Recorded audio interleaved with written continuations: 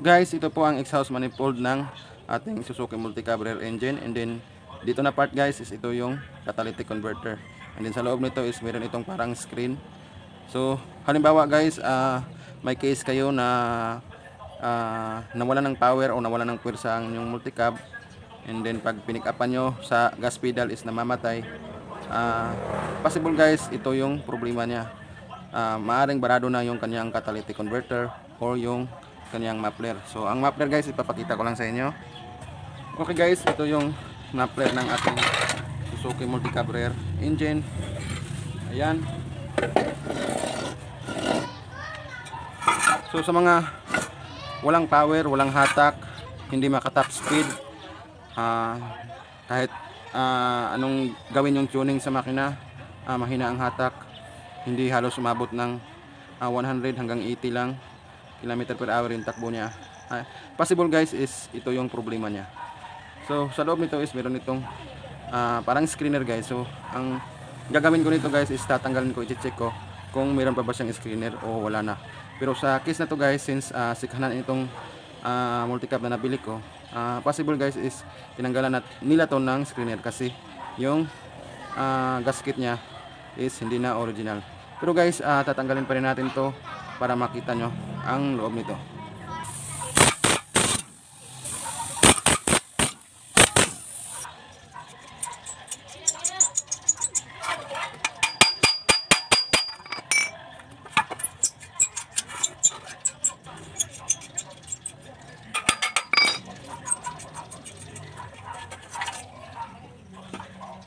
So okay guys, tinanggalan nila to nung unang may-ari nito.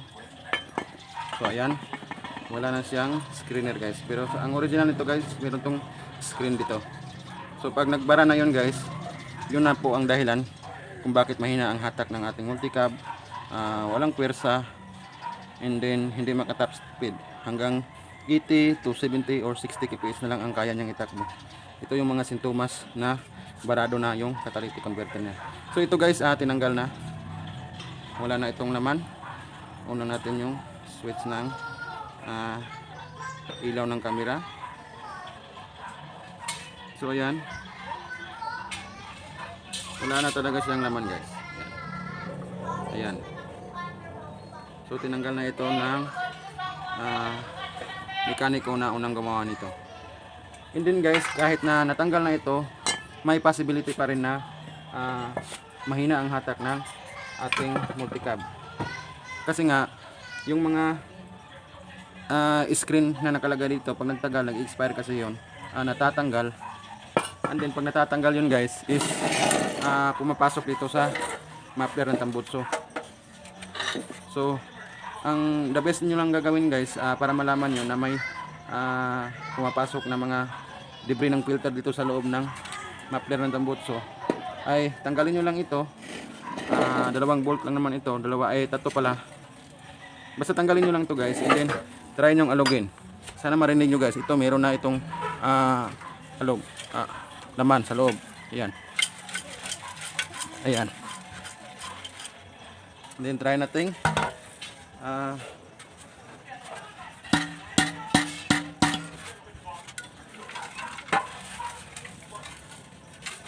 yeah. Ayan guys. So ito guys, before ko to ikakabit is of course i-operahan ko to dito para matanggal yung mga nakapasok na mga debris ng filter or even ng carbon, kasi yun ang cause kung bakit hindi makatap speed yung ating multicab. Hirap siya umabot ng 100 hanggang 80 kph lang ang kaya niyang itakbo. So guys, ipapakita ko sa inyo ang pag-oopera nito at ang pagbabalik nito. So ito na guys, tatabasin na natin para matanggal natin yung mga nakabara sa ilalim ng muffler.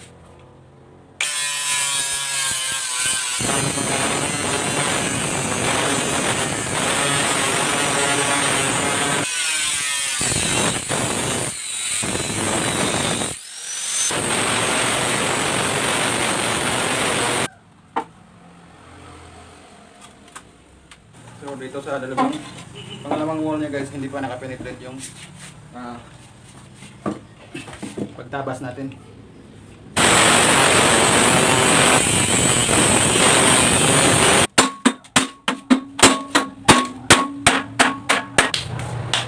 So ayan guys, natanggalan natin.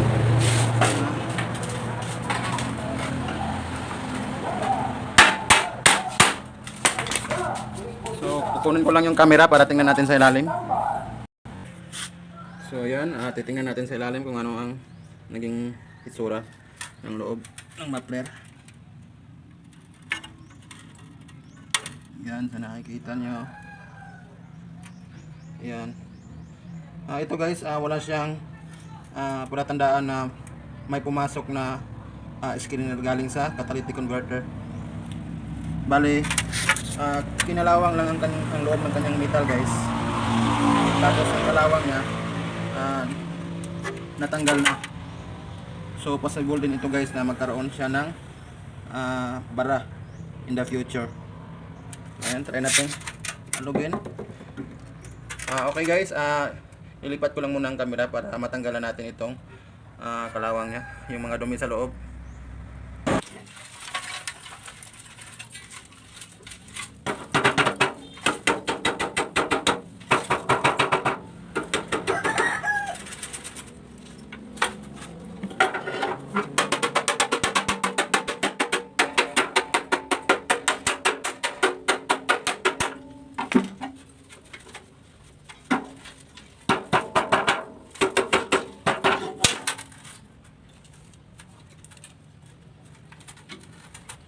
So ito guys, kinain na to ng kalawang. Bali, tatlong layer siya ng steel plate ang kanyang cover. So itong layer, ito yung pinakaunang layer niya.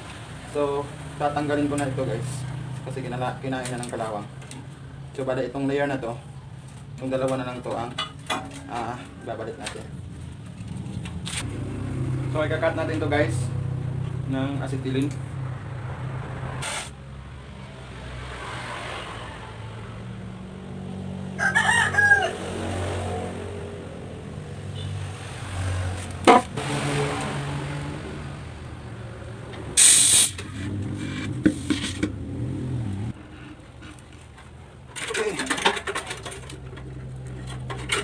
Yan.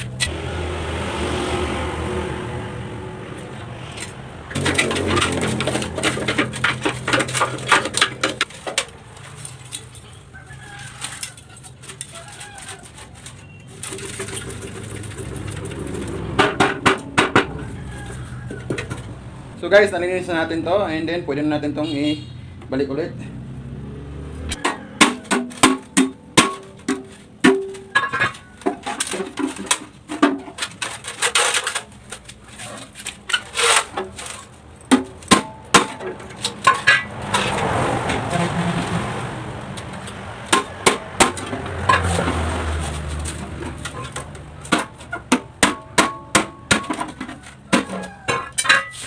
So una muna natin ihinang itong unang layer ng kanyang cover ng steel plate.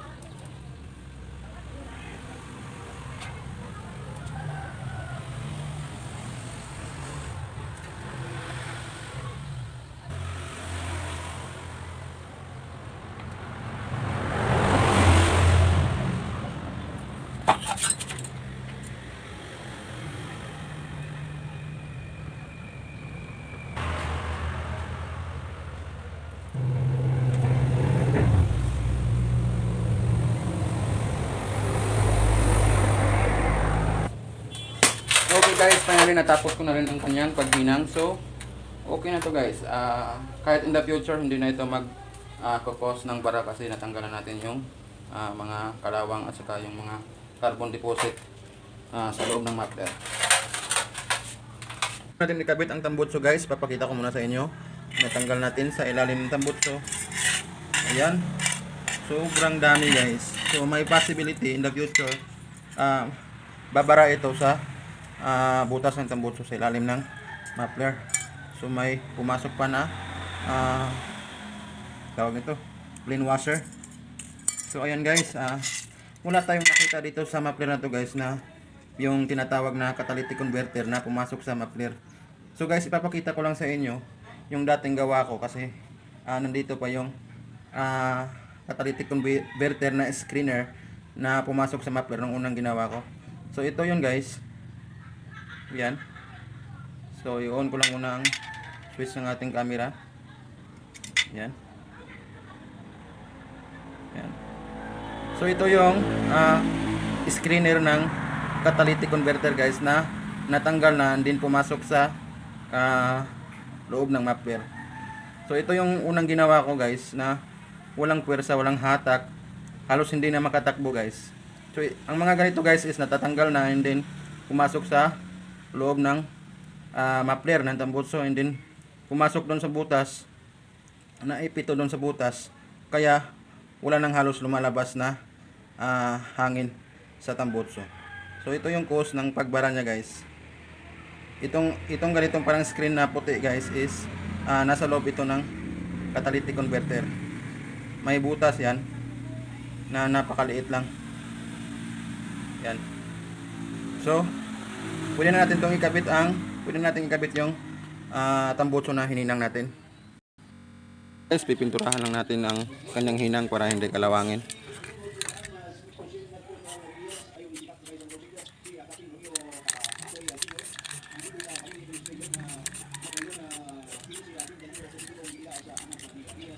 So yan, ano yan, and then ready to install na ito guys. Tapos na natin i-install and then try natin paandarin. And then guys, expected natin na may lalabas na maitim na usok sa tambutso kasi nga kinalkal natin sa loob. So may mga powder pa na carbon na natatanggal doon sa loob. So expected natin na pag aandar ng makina may lalabas na maitim na usok. So papaandarin ko na muna guys.